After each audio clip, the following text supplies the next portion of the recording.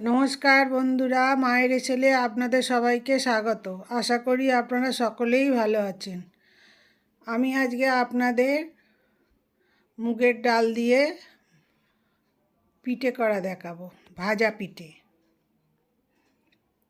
আমি এক বাটি মুগের ডাল নিয়েছি। এটাকে অনেকে মুগের পুলিও বলে, আবার ভাজা পিঠেও বলে।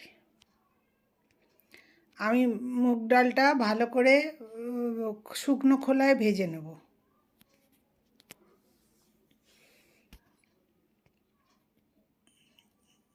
শুকনো কলায় ভালো করে ভেজে নিয়ে, তবে খুব একদম কড়া করে ভাজলে হবে না, মিডিয়াম ভাজতে হবে। করে আমি প্রেসারে এটা সেদ্ধ করব। কড়াই করে সেদ্ধ করলে অনেকক্ষণ টাইম লাগবে, আমি প্রেসারেই করি। আমি কিভাবে করি সেটাই আপনাদের দেখাবো।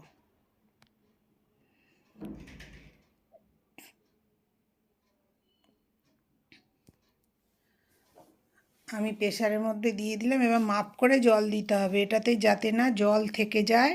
ডাল সেদ্ধ হবে, এদিকে জল থাকবে না, শুকনো শুকনো হবে।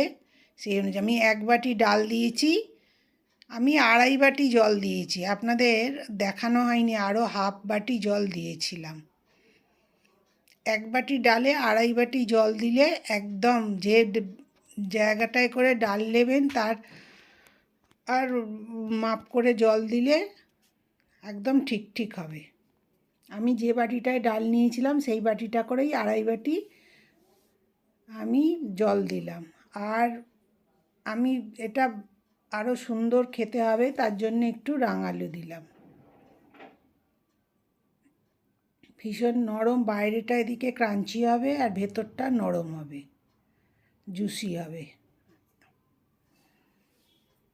গরম গরম খেতে ভীষণ ভালো।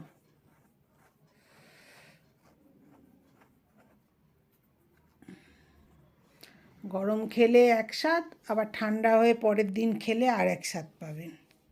তখন ক্রাঞ্চি ভাবটা নষ্ট হয়ে যায় বাইরে। আমি দুটো সিটি দিয়ে আর একটুখানি 5 মিনিটের মতো গ্যাসটা কমিয়ে দিয়ে ডালটা সেদ্ধ করে নিলাম। আমি একটা বড় সাইজের নারকেলকে মিক্সার গ্রাইন্ডারে গুঁড়িয়ে নিয়েছি। আমি তো কুড়ুনিতে কুটতে পারি না, ওই জন্য আমি মিক্সারে গুঁড়িয়ে নিই। ভেঙে টুকরো টুকরো করে নিয়ে মিক্সারে গুঁড়াই। আমি পারি না বলা ভুল, এখন আমি করা আমার বারণ বলে আমি করতে পারি না, চাপ দিয়ে করতে হবে।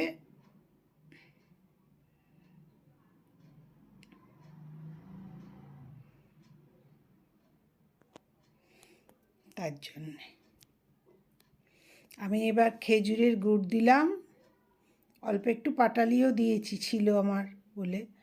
দিয়ে ওটাকে ভালো করে একটু বেশ মিষ্টি মিষ্টি করে আমি ছাই করে নিলাম। যেরকম নারকেল নাড়ু করে সেরকম অনুযায়ী করলাম আমি। এই দেখুন,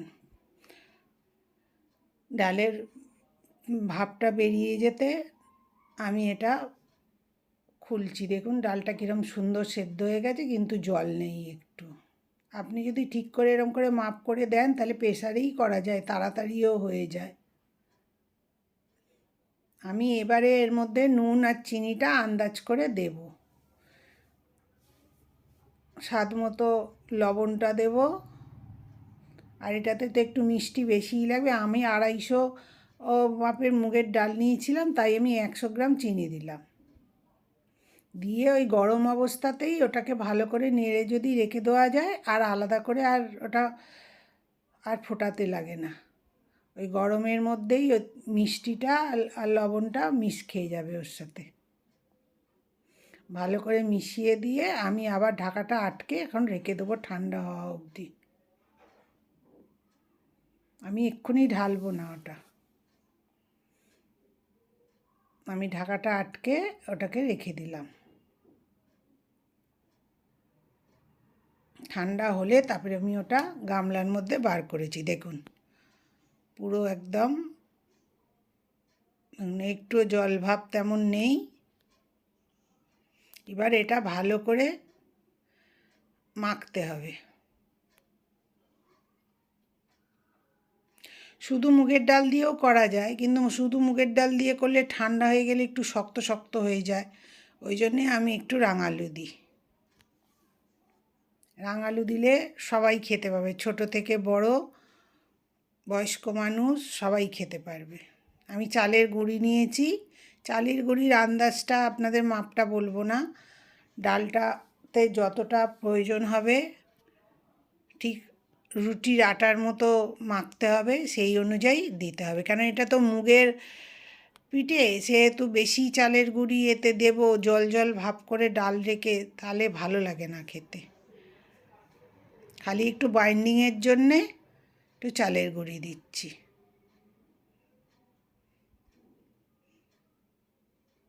আর একটা সিক্রেট আপনাদের সাথে আমি শেয়ার করছি, যে তেলের মধ্যে পিঠেগুলো দিলে অনেক সময় গলে যায় কি বা ভেঙে যায়, সেটা হবে না। আপনি যখন চালের গুঁড়ি দিয়ে এরম করে মাখবেন, তখন এই 250 ডালের মাপটা আমি বলছি, এর মধ্যে আপনি বড় চামচের 2 চামচ ময়দা দেবেন।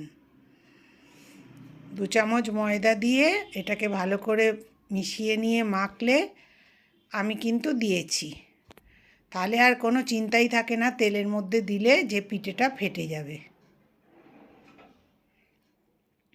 একদম সুন্দর ভাজা হবে এবং খেতেও খুবই ভালো হবে। এবার আমি লেচি করে নিয়েছি, ছোট ছোট করে, রুটির থেকে একটু ছোট করেছি, করে নিয়েছি। নিয়ে এবার আমি দুটো আঙুলের সাহায্যে, বুড়ো আঙুলের সাহায্যে একটা টুপির মতো করে নিলাম। নিয়ে তার ভেতরে আমি নারকেলের পুরটা দিয়ে পিঠেগুলো বানাবো।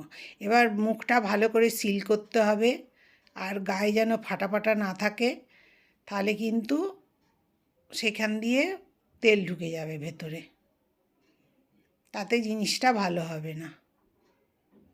ওই জন্য পিঠেটা গড়ার সময় খুব ভালো মতো করে করতে হবে। আর এটাতে ঠেসে ঠেসে পুর দিলেও চলবে না, তাহলেই পেটটা ফেটে যাবে।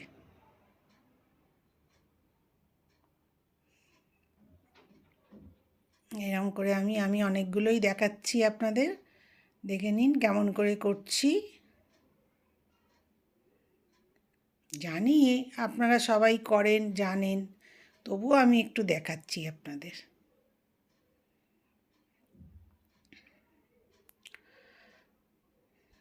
যেসব বন্ধু আমার চ্যানেলটা এখনও সাবস্ক্রাইব করেননি, প্লিজ আমার চ্যানেলটা সাবস্ক্রাইব করে দেবেন, আর পাশের বেল আইকনটা টিপে দেবেন, যাতে আমি কোনো নতুন ভিডিও দিলে আপনাদের কাছে নোটিফিকেশান চলে যায়। আর আমার রান্না যদি আপনাদের ভালো লাগে, তাহলে একটু লাইক, কমেন্ট, শেয়ার করবেন, আর সকল বন্ধু আমার সাথে থাকবেন, এটা আমার অনুরোধ রইল আপনাদের কাছে। আর আমার রান্না ভালো লাগলে করে একদিন খাবেন, খেয়ে দেখবেন কেমন লাগলো, সেটা আমাকে কমেন্ট করে জানাবেন। এই দেখুন, এইরকম করে আমি সব তৈরি করে নিয়েছি। নিয়ে এবার আমি ভাজবো। আমি কড়াই বেশ অনেকটা এটা সর্ষের তেল দিয়ে করতে হবে, সাদা তেল দিয়ে করলে অতটা টেস্ট আসে না। কিন্তু যারা সর্ষের তেল খায় না, তাদের তো সাদা তেল দিয়েই করতে হবে, কিন্তু এটা কিন্তু সর্ষের তেলেরই জিনিস। আমি সর্ষের তেল দিয়ে করছি।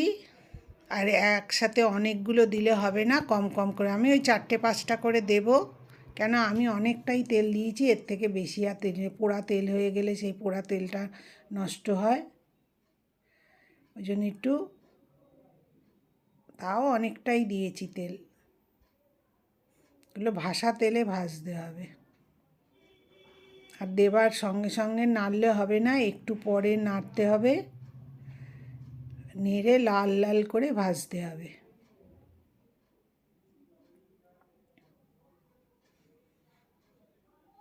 একটা ছোট চামচে করে আস্তে আস্তে করে নেড়ে দেওয়াই ভালো, বড় ছাংচা কিংবা খুন্তি দিলে কেটে যাবার ভয় থাকে। দেখুন, এরকম করে লাল লাল করে ভাজতে হবে।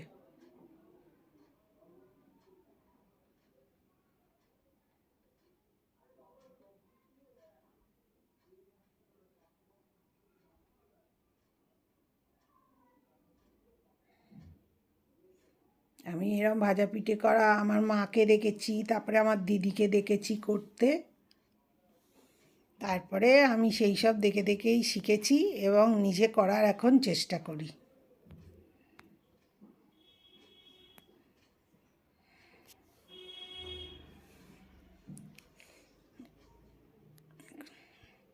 এরকম করে ভেজে নিতে হবে।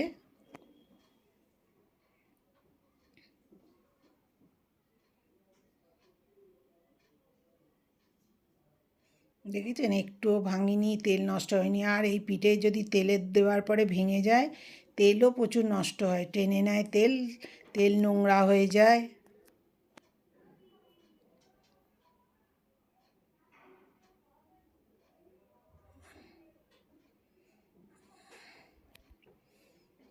আমার সব পিঠেগুলো ভাজা হয়ে গেল।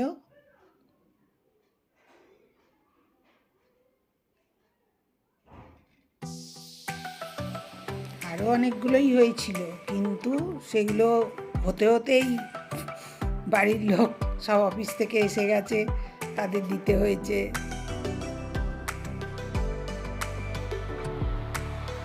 আরও অনেকগুলোই হয়েছিল। এই দেখুন কি সুন্দর লাল লাল, কি সুন্দর দেখতে হয়েছে, বাইরেটা একদম ক্রাঞ্চি।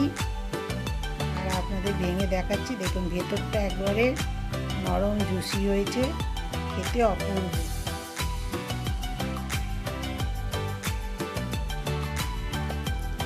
আমার ভিডিও দেখার জন্য আপনাদের সকলকে ধন্যবাদ। সকলে ভালো থাকবে।